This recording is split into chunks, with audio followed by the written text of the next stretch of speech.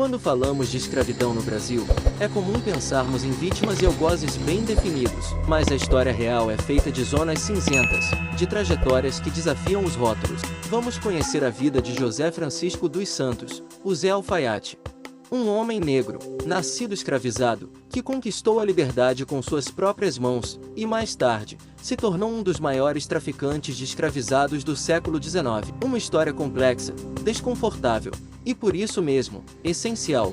A sociedade da época, o Brasil do século XIX era o maior território escravocrata das Américas.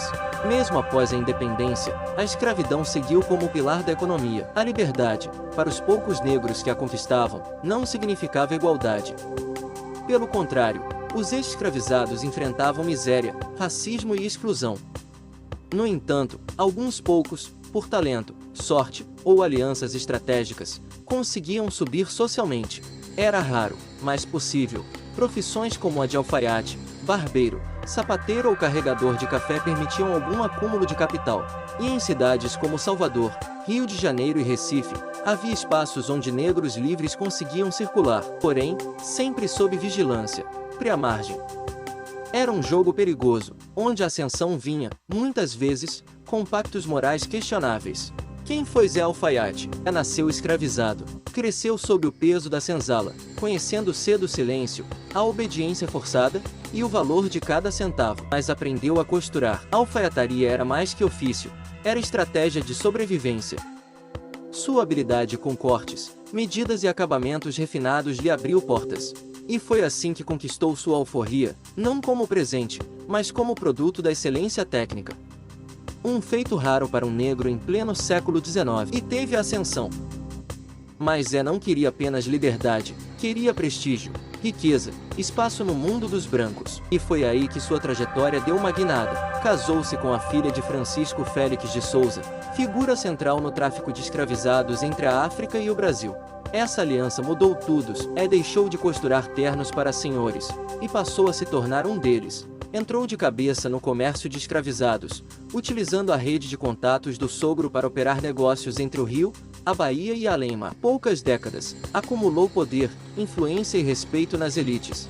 Mesmo sendo negro, algo impensável para a maioria dos seus semelhantes. Início do império do tráfico do Zé Alfaiate, e um império silencioso e cruel. Seus negócios incluíam navios, fazendas, e uma malha de distribuição de pessoas escravizadas que alimentava a economia de café, açúcar e algodão. Ele usava o conhecimento que tinha da pobreza e da opressão para maximizar lucros. Sabia quanto valia um corpo, uma habilidade, uma resistência física, e vendia isso, riqueza acumulada durante a vida. Quando morreu, aos 94 anos, deixou um patrimônio imenso, mais de 120 milhões de dólares, em valor corrigido, 53 viúvas, 80 filhos e cerca de 12 mil escravizados sob seu nome. Era admirado por uns, temido por outros, e quase sempre silenciado pelos livros.